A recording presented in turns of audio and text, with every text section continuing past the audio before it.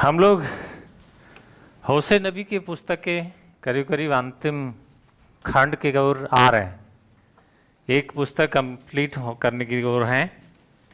हो सकता है प्रभु ने चाहा तो अगली बार पुस्तक को कंप्लीट करेंगे। तो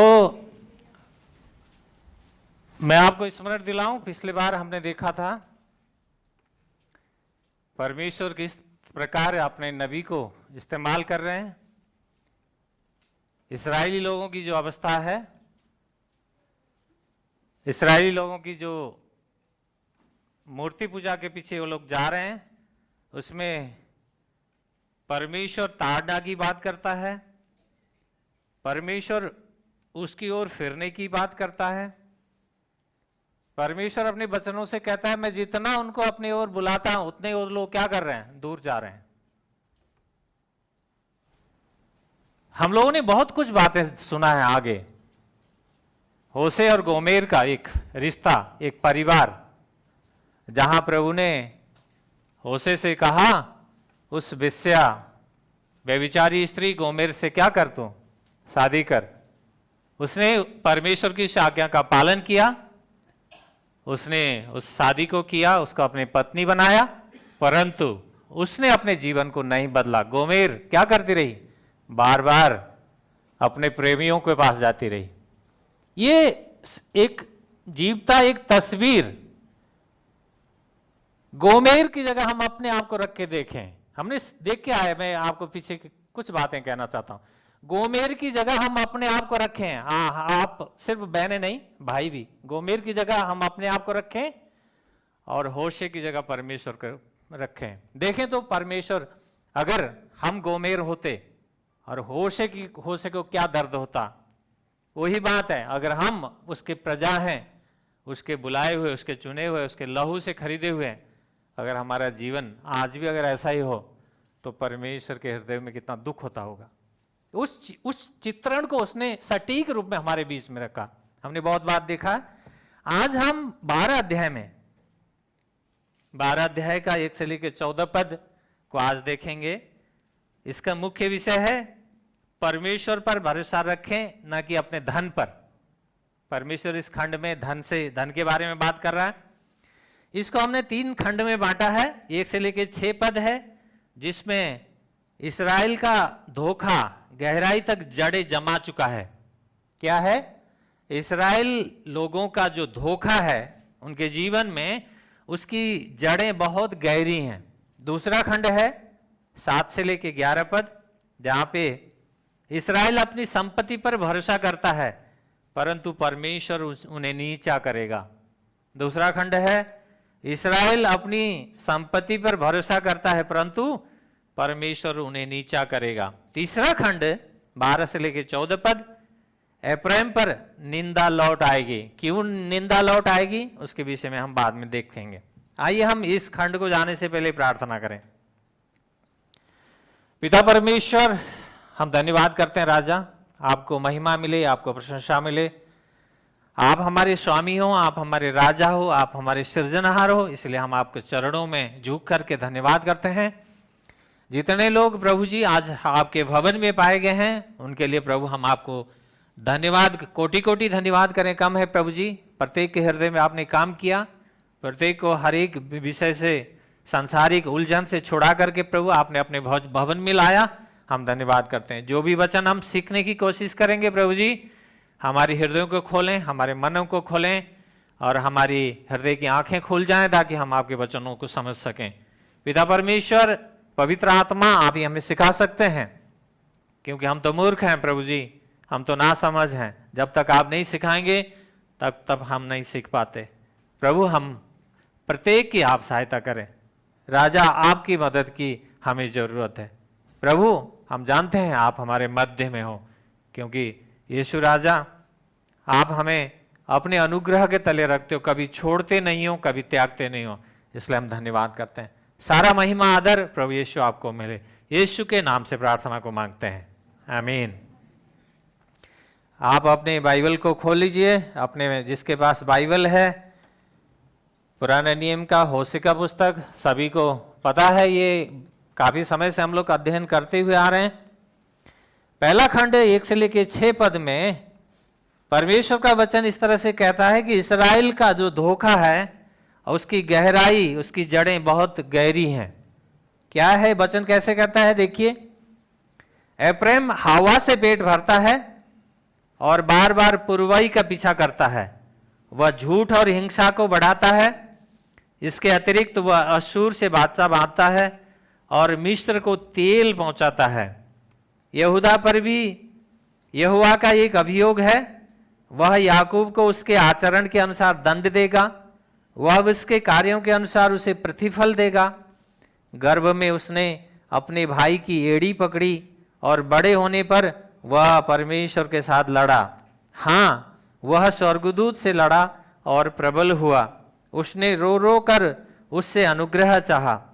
बेतेल में उसको यहोवा मिला और वहीं उसने, हाँ, सेनाओं का परमेश्वर यहोवा ने हमसे बातें की। उसका नाम यहोवा है। इसलिए अपने परमेश्वर के पास लौट आ, दया और न्याय का पालन कर और निरंतर अपने परमेश्वर की ओर मन लगाए रह, क्योंकि परमेश्वर का वचन अद्भुत है।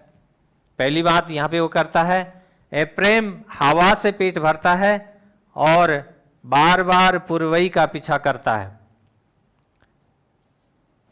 परमेश्वर इसराइल का अपने पड़ोसी और उन मूर्तियों पर भरोसा जो करता है उसके बारे में बात कर रहा है। उसका भरोसा करना क्या है, सब बेकार है।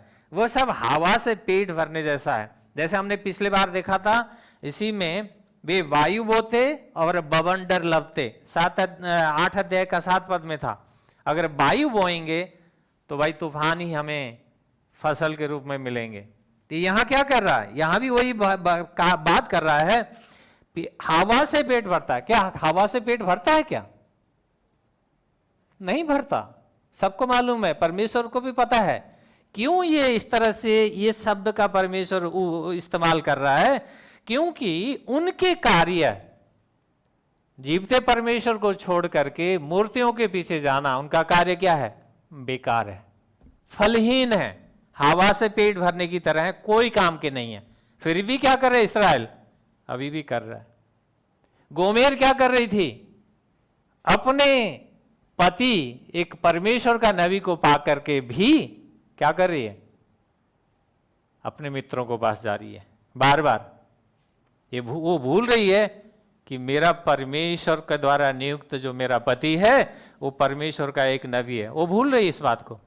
वो व्यभिचार में लिप्त है, जानती है मेरा एक पति है, 3 बच्चे हैं, उसके बारे में हमने बहुत डिटेल में बात की है, फिर भी उन्हीं के पास जा रही है। यहां इसलिए परमेश्वर क्या कहता है, एप्रैम क्या कर रहा है, हवा से पेट भर रहा है। मतलब जो कार्य कर रहा है ना, सब बेकार है। हमने अंकल ने सबोपदेशक का पुस्तक पूरा अध्ययन कराया था, पढ़ा था हम लोगों ने। उसमें भी सुलेमान क्या लिखते हैं, बहुत से काम इस आसमान के नीचे हैं, लेकिन वो क्या काम है, लास्ट में देखा जाए तो क्या है, वो उनका निचोड़ क्या है, हवा को पकड़ने की तरह, कोई अर्थ नहीं है ना। तो यहां पे पहली बात हमने देखा, एप्रैम का कार्य क्या है, उसके कार्य बेकार हैं। कहीं हम अपने आप को भी देखें, हमारे कार्य, कहीं परमेश्वर हमारे कामों को जो हम कर रहे हैं अभी, कहीं ये तो नहीं कहता कि तुम्हारे कार्य भी बेकार हैं, तुम ऐसे बेकार के फालतू काम कर रहे हो, ऐसे शब्द का अगर प्रयोग करें क्या होगा। दूसरी बात, अशूर से बाचा बांधता है और मिस्र को तेल पहुंचाता है। इस्राएल ने परमेश्वर पर भरोसा रखने के स्थान पर क्या किया, अब उसके जो पड़ोसी राष्ट्र थे उनको जो लगता था ये राष्ट्र शक्तिशाली हैं, ये राष्ट्र मेरी मदद कर सकते हैं, हमारी रक्षा करने में, हमारी लड़ाई में उपयोग आ सकते हैं, तो उनके साथ उन्होंने क्या किया, बाचा, संधि किया, समझौता किया। वो तेल पहुंचाया का मतलब क्या है, गिफ्ट लेके गए। उस देश के शासकों को संधि जो बाचा बांधते समय उन्होंने क्या किया, गिफ्ट लेके गए, गिफ्ट पहुंचाया वहां।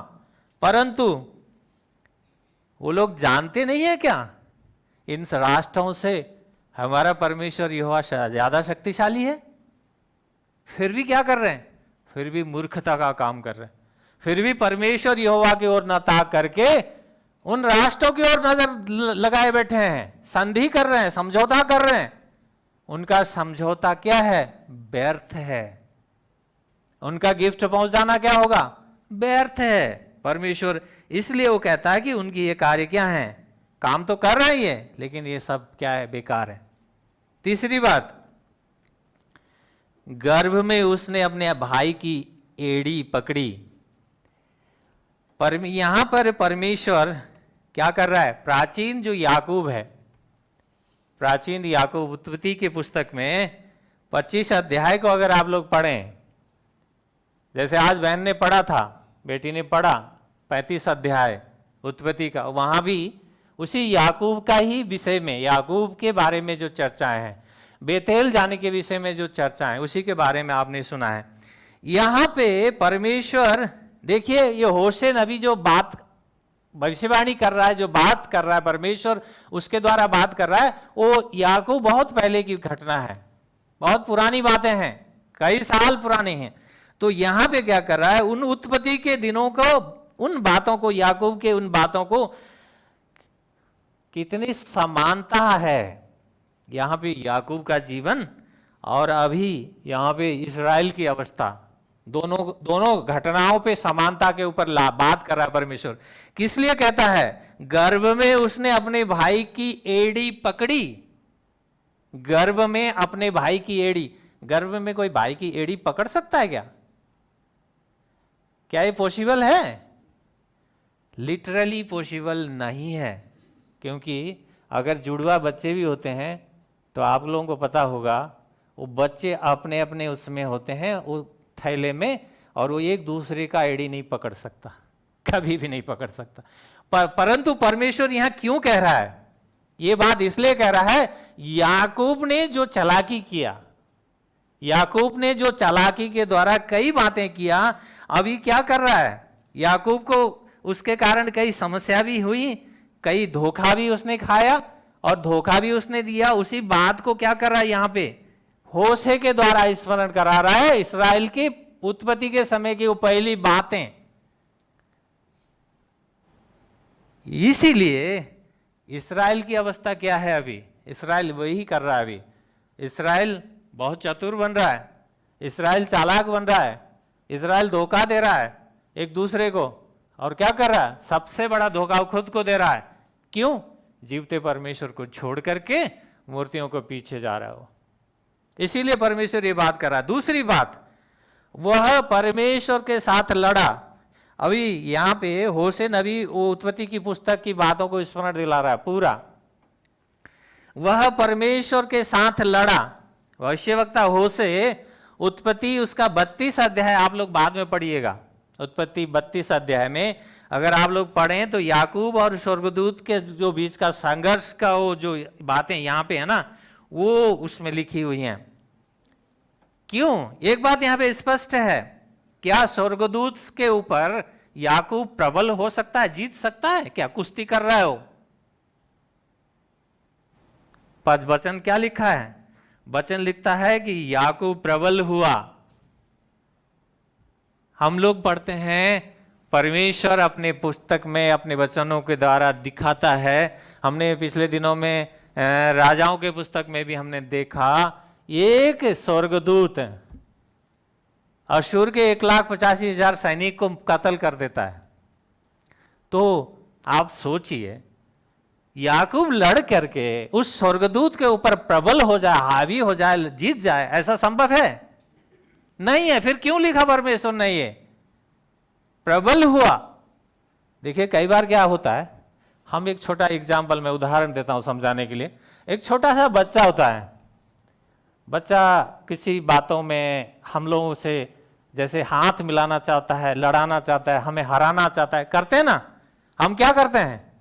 हम उस बच्चे के साथ एक किस्म का नाटक करते हैं। हाँ हाँ हाँ, तूने मुझे हरा दिया, तू जीत गया, मैं हार गया हूं। करते हैं कि नहीं करते हैं? ठीक उसी तरह से परमेश्वर ने यहां पे याकूब से स्वर्गदूत की जो लड़ाई है, कुश्ती है, रात भर प्रबल हुआ, रात भर लड़ाई किया। लेकिन एक बात और है, अगर लड़ाई करके जीता होता तो रो रो कर अनुग्रह नहीं चाहता उससे, कई बातें हैं इसमें। परमेश्वर होने देता है ये बातें ताकि वो हमें और उत्साहित करना चाहता है। यहां पे याकूब के जीवन में भी उसने वही किया और उसने अंत में उसको अनुग्रह दिया, उसको क्या किया, आशीष किया। तभी उसने स्वर्गदूत वहां से चला गया।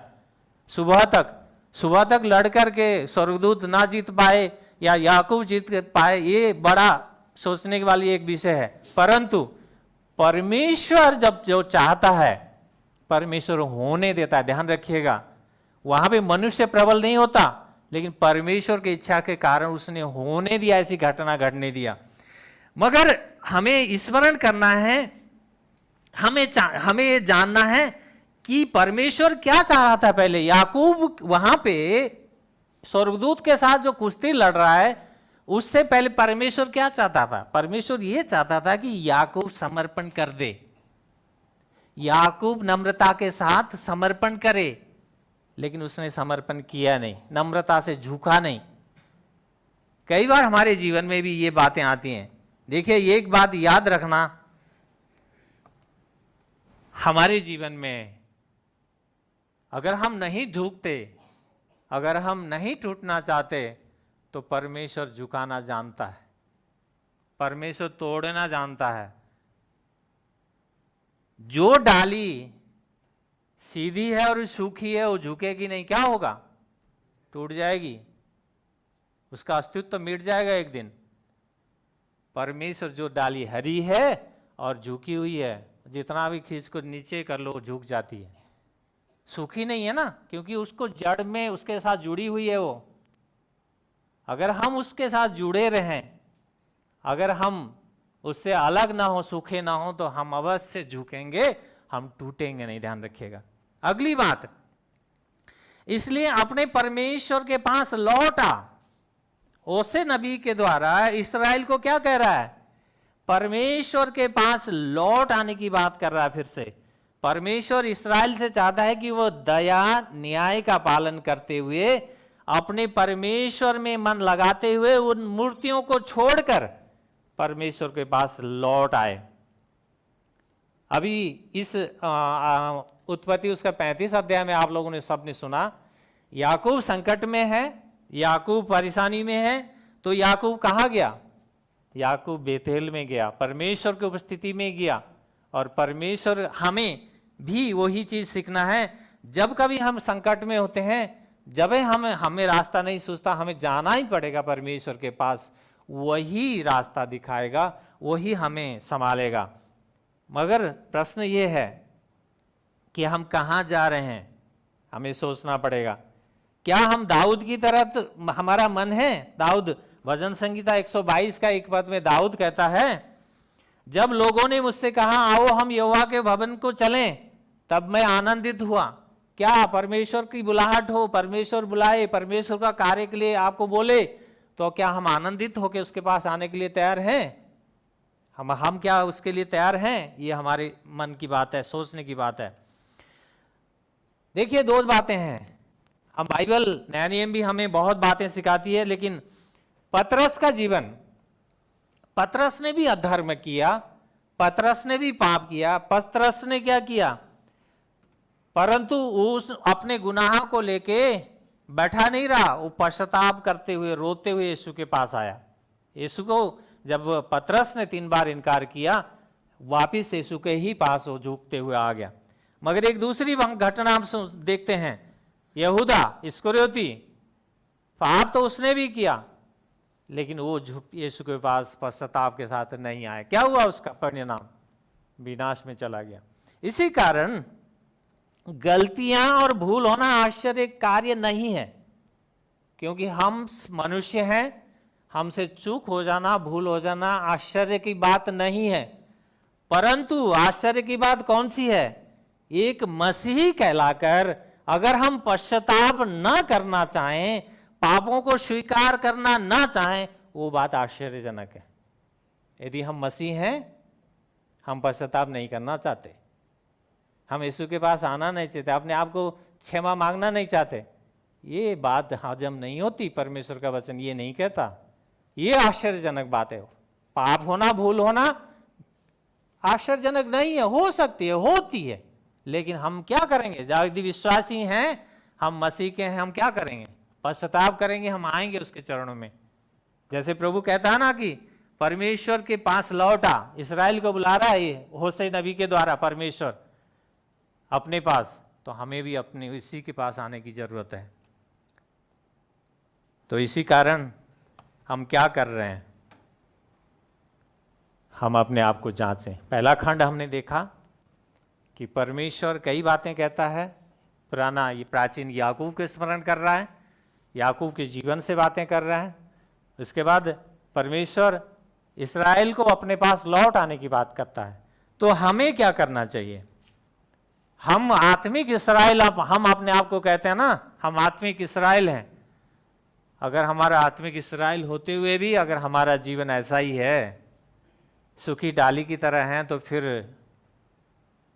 मुश्किल हो जाएगा, फिर टूट जाएगा, झुकेगा नहीं। इसीलिए क्या करना होगा? हमें अपने आप को जांचने की जरूरत है। आइए दूसरा खंड 7 से लेके 11 पद। इस्राएल अपनी संपत्ति और अर्थात धन पर भरोसा करता है, परंतु परमेश्वर उन्हें नीचा करेगा। क्या कह रहा है यहां पे? देखिए, व्यापारी के हाथ में तो छल का तराजू है, अंधेर करना ही उसे भाता है। एफ्रेम ने कहा, निश्चय मैं धनी हो गया हूं, मैंने धन संपत्ति अर्जित कर ली है, मेरे सारे परिश्रम में ऐसा कोई अधर्म नहीं पाया जाएगा जो पाप हो। परंतु मैं मिस्र देश से ही तेरा परमेश्वर यहोवा रहा हूं।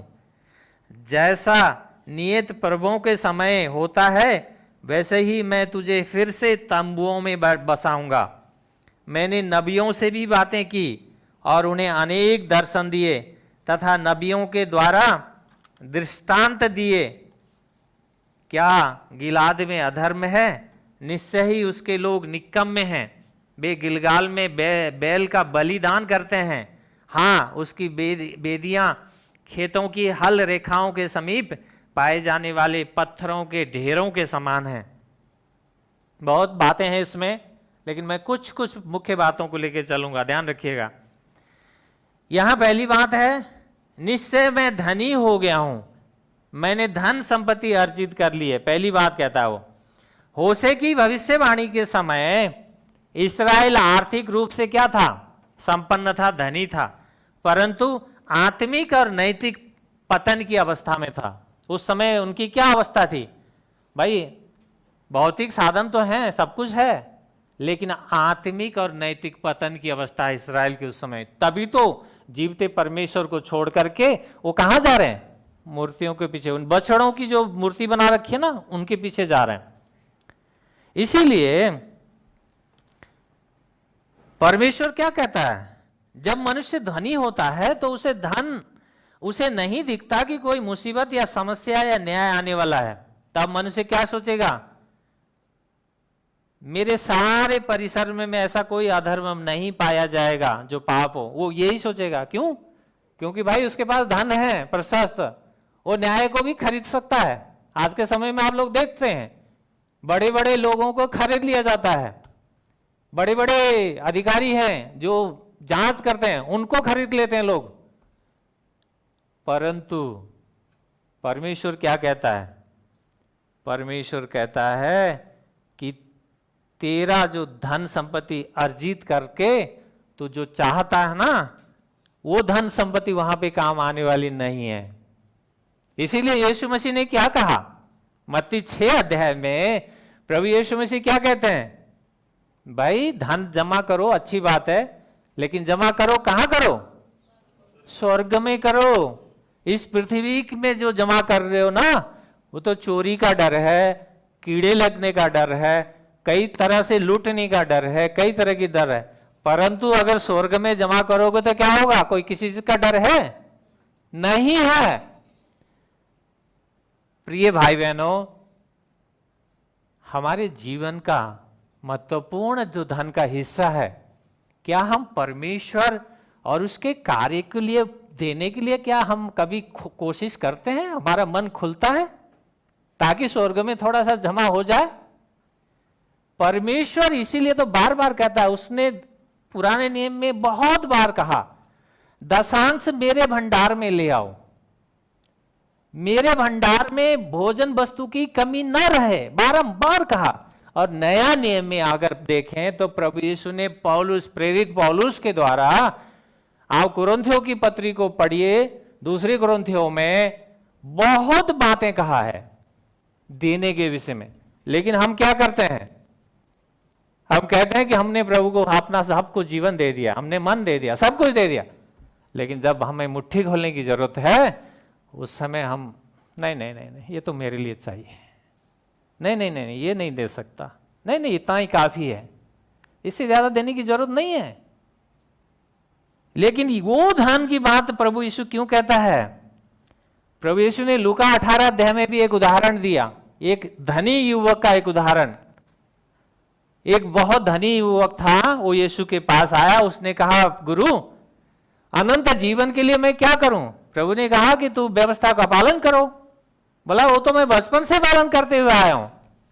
फिर प्रभु ने जान लिया, उनको कहा कि तेरा तो धन है ना, सब बेच करके ना कंगालों को बांट दे और मेरे पीछे आ जा। कठिन हो गया उसके लिए, क्योंकि बहुत धनी था वो, कठिन हो गया, छोड़ के चला गया। बाइबल उसके आगे कुछ नहीं बताती, इसका मतलब क्या है? उसका उद्धार हुआ नहीं। स्पष्ट है हमें यहाँ पे परमेश्वर क्या कहता है। परमेश्वर यहाँ हमें सिखाना चाहता है कि हम हमारे जीवन से हम ये ना सोचें कि मैं धनी हो गया हूं या मैंने धन संपत्ति बहुत अर्जित कर ली है, मेरे लिए कोई समस्या नहीं है, मेरे पास कोई किसी तरह का प्रॉब्लम नहीं आएगा, मैं झेल लूंगा, मैं संभाल लूंगा करके हम परमेश्वर से अलग हो करके अंश देखा कर करके हम दूसरी साइड में, उस समय इस्राएली ने क्या किया? मूर्ति पूजा किया, मूर्ति की तरफ चले गए।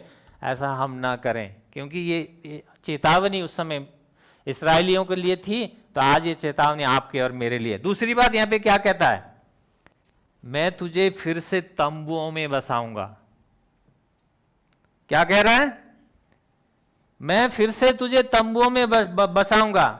लेवी की पुस्तक 23 अध्याय का 43 पद, मैं अभी खोलूंगा नहीं, नोट कर लीजिए। लेवी 23 का 43, व्यवस्था विवरण 16 का 13 से 15, व्यवस्था विवरण 16 अध्याय 13 से 15। उसी तरह गिनती 29 अध्याय का 12 से लेकर अगर 38 पद के उस खंड को पढ़ें तो यहाँ पे जो तंबुओं में जो क्यों झोपड़ियों का पर्व मनाना और तंबुओं में दिन काटने के ऊपर परमेश्वर बात करता है।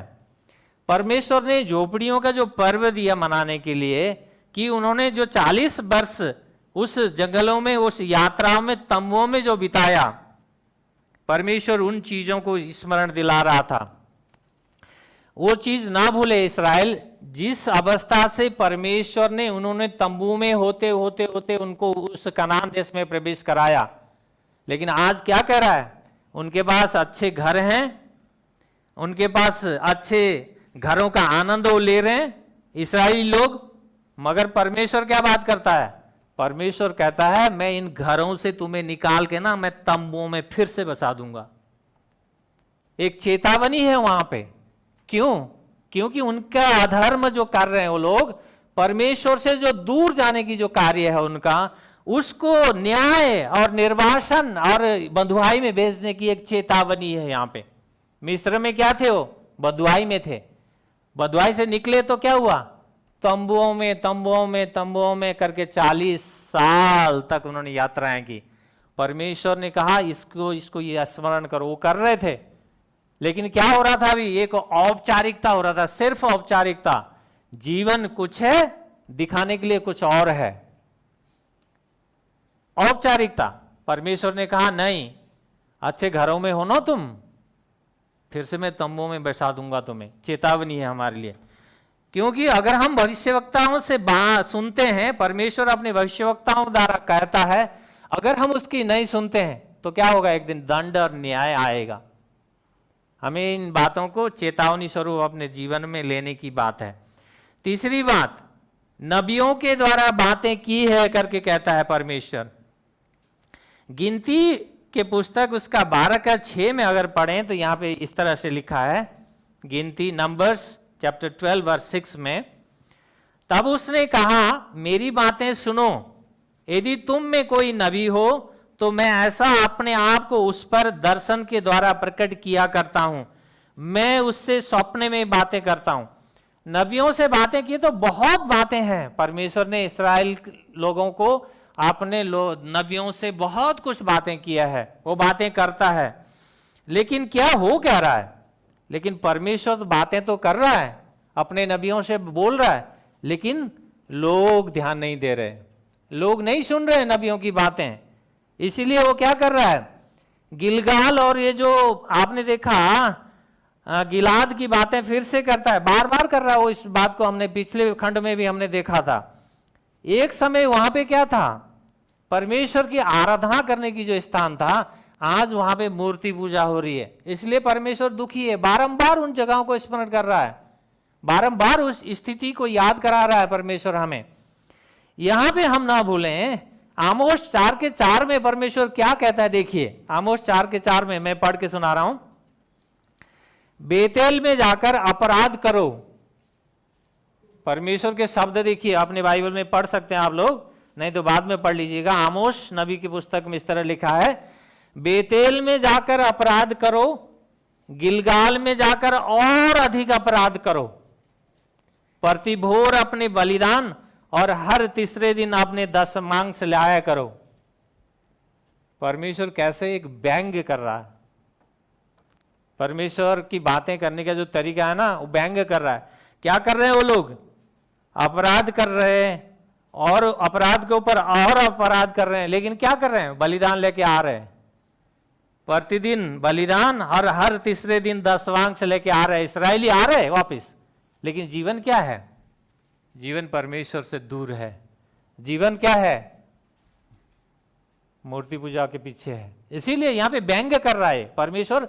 कई बार इस तरह की भाषा का इस्तेमाल करके हमें सिखाना चाहता है, देखो तुम्हारी अवस्था ये है। उस समय इस्राएली से बात कर रहा था।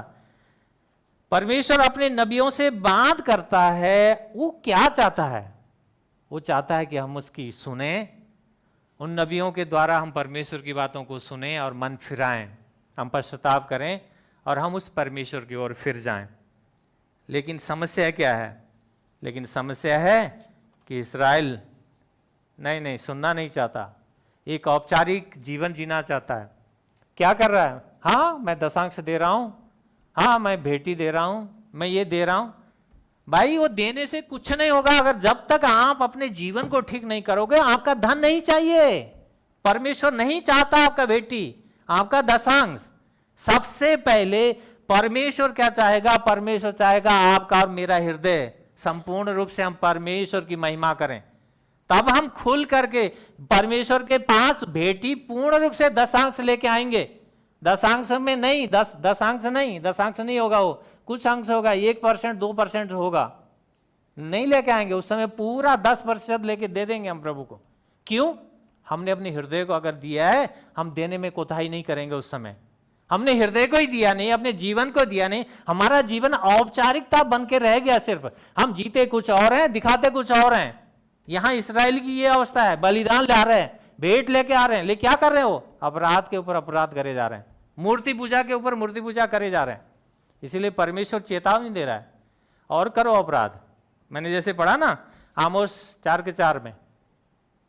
इसी कारण हमें समझने की जरूरत है, हम अपने आप को अभी भी जांचें, अपने जीवन को परखें, देखें कि हम हैं कहां, यथार्थ में हम हैं कौन। हम अपने आप को जांचें, तभी क्या होगा। देखिए बाइबल में शुरू में कनान क्या नाम है, दो भाइयों का भेंट स्वीकार नहीं किया गया, एक का स्वीकार किया गया, एक का स्वीकार नहीं किया गया। कौन है, आप सब जानते हैं, हाबिल और कैन के बारे में, है ना। दोनों ने भेंट लेके आया था, अपनी ओर से दोनों ने अच्छा ही लेके आया होगा, लेकिन स्वीकार क्यों नहीं हुआ एक का, क्योंकि वो संपूर्ण अपने हृदय से नहीं लाया, कुड़कुड़ाते हुए आया, कुछ सोचते हुए आया। जबरदस्ती क्यों देना पड़ता भाई चर्च में, क्यों दें हम, क्यों पैसे की चर्च को जरूरत है, हो सकता है ऐसे कह रहे हो। इसीलिए परमेश्वर ने एक का ग्रहण किया, एक का किया ही नहीं। पहला सबसे मानव जाति में सबसे पहला हत्या हो गया, एक भाई ने एक भाई को उस दिन मार दिया, वहीं से शुरुआत हो गया अपराध का, हत्या का। परंतु आज भी अगर हम अपने जीवन को, परमेश्वर आपका और मेरा हृदय की गहराई से हमें चाहता है कि हम संपूर्ण मन से उसके पास आए। जो कुछ उसने आशीषें दी हैं, जो कुछ भी उसने करुणा और दया किया है, अनुग्रह किया, हम उसमें परमेश्वर को शामिल करें। अन्यथा क्या होगा, हम भी उन्हीं इस्राएल की तरह हो जाएंगे जो इस्राएली उस समय कर रहे थे। तो जरूरत है आज आपको और मुझे अपने आप को जांचने की। आइए तीसरे खंड में जाएं। यहां पे तीसरा खंड में इस तरह से परमेश्वर कहता है, एफ्रेम पर निंदा लौट आएगी। क्यों निंदा लौट आएगी? याकूब सीरिया देश को भाग गया। हां, इस्राएल ने पत्नी प्राप्त करने के लिए ही भेड़ें चराई, परंतु यहोवा एक नबी के द्वारा इस्राएल को मिस्र से निकाल लाया और नबी के द्वारा ही उसकी रक्षा हुई। एफ्रेम ने अधिक क्रोध भड़काया है, अतः यहोवा उसके खून का दोष उसी के सिर मढ़ेगा और उसके द्वारा की गई निंदा उसी के सिर पर लौटा देगा। देखिए, अभी परमेश्वर यहाँ पुराने नियम उत्पत्ति की पुस्तक से यहाँ पे होशे नबी से बात कर रहा है। यहाँ पे इस्राएलियों को सिखाना चाहता है। याकूब सीरिया देश को भाग गया। कहाँ गया था याकूब? अपने भाई एसाव से भाग करके, पता है आपको? अपने मामा लाबान के पास, पद्दन आराम उस जगह का नाम है, वो सीरिया देश में है। तो वहां गया। उस विषय को लेके देखिए यहां पे चित्रण कर रहा है परमेश्वर याकूब को बड़े भाई एसाव के कारण सीरिया जाना और इस्राएल को बंधुआई में मिस्र जाने के बीच संबंध को दिखा रहा है। दो घटनाएं हैं। एक वो भाग रहा, भाई से भाग के मामा के वहां जा रहा है, और एक दूसरी घटना दिखा रहा है परमेश्वर इस्राएल को मिस्र में बंधुआई के बारे में और मिस्र से छुड़ाने की बातें जो भी है वहां पे परमेश्वर ये बातें कह रहा है। लेकिन हमें यहां पे समझना है कि याकूब मामा के पास गया, रिबका और उसका पति इसहाक ने चाहा कि ये हित्ती लड़कियों से शादी ना करे, अपने ही लोगों से, अब एक विश्वासी लड़की लाबान जो अपना इसका मामा है वहां से उसकी बेटियां ले आए। उनकी वो इच्छा थी, वो चाहते थे, लेकिन उसके पीछे, उसको भगाने के पीछे रीजन क्या था आप जानते हैं? कारण क्या था? एसाव उसका भाई ऐसी बातें कर रहा था, इसको मार डालेगा। आप पढ़िएगा वहां उत्पत्ति की पुस्तक को। वो ऐसा लग रहा था कि एसाव की बातें उसकी मां ने सुन लिया था, तभी उसको क्या किया, नहीं नहीं नहीं, इसको भगा दो यहां से, इतना ही तो मार डालेगा, भाई मार देगा इसको।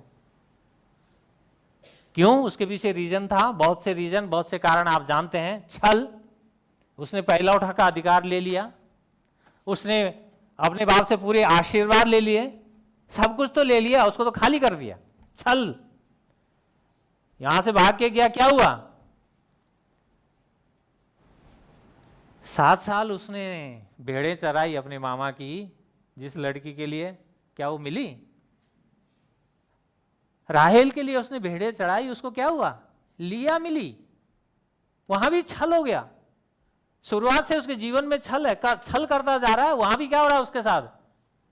भाई वो हमें नया नियम में पौलुस जो सिखाता है ना, जो तुम बोओगे वही काटोगे, जो हम बोएंगे वही काटने को मिलेगा। छल करता हुआ जा रहा था, वहां उसको मामा के द्वारा भी क्या हुआ? छल ही मिला। 7 साल उसने जो राहेल के लिए भेड़ें चराई, जब शादी हुआ देखा तो वो कौन है? राहेल नहीं है, लिया है, आंखों से धुंधली है वो।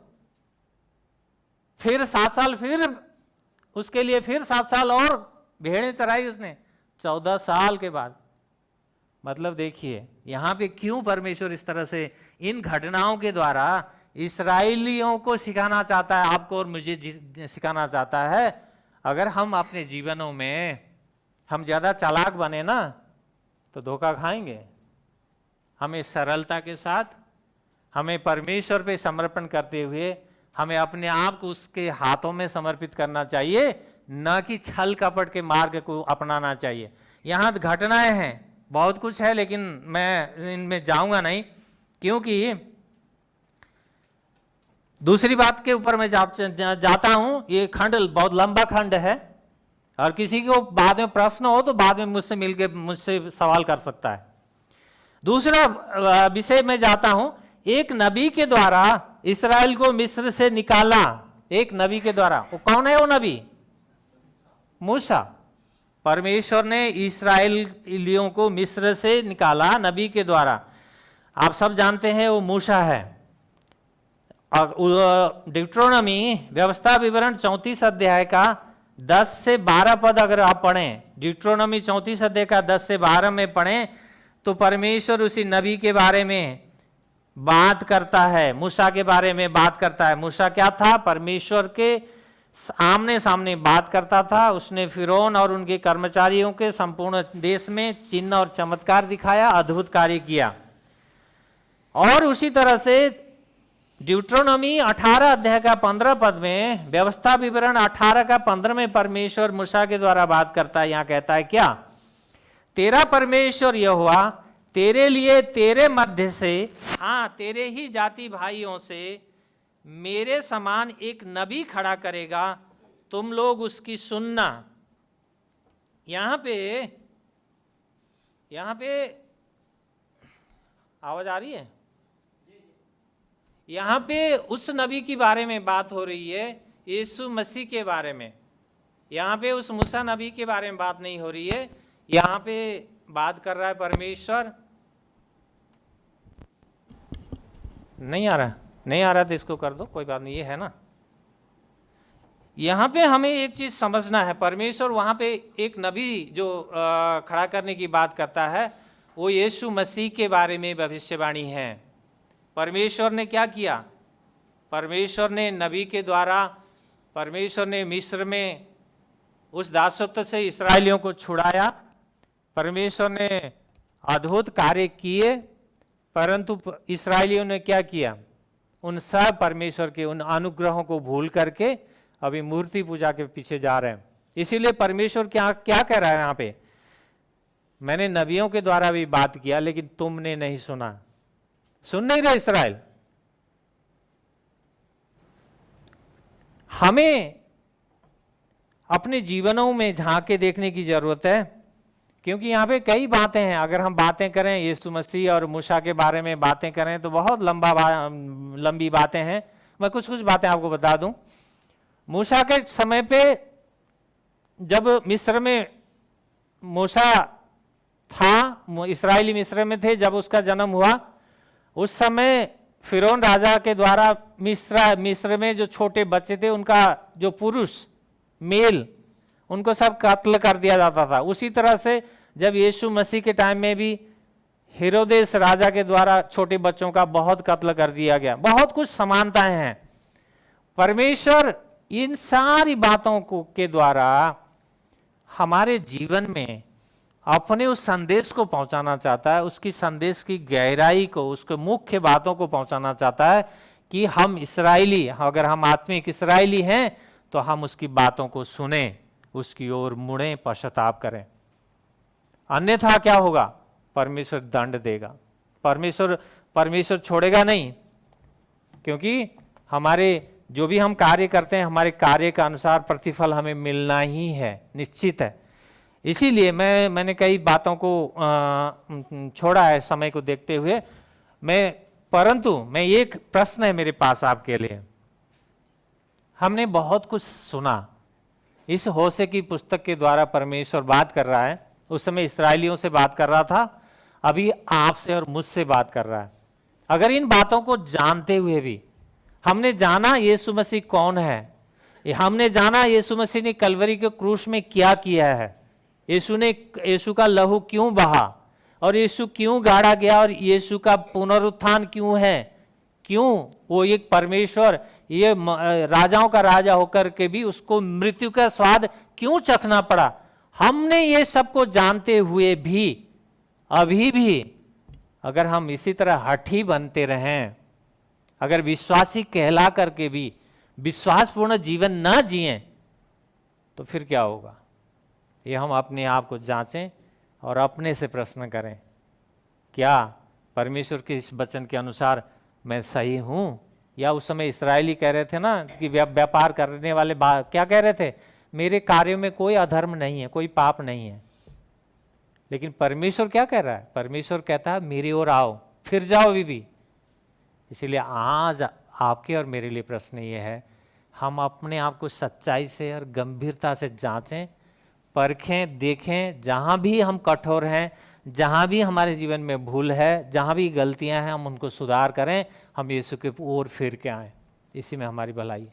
आइए हम प्रार्थना करें।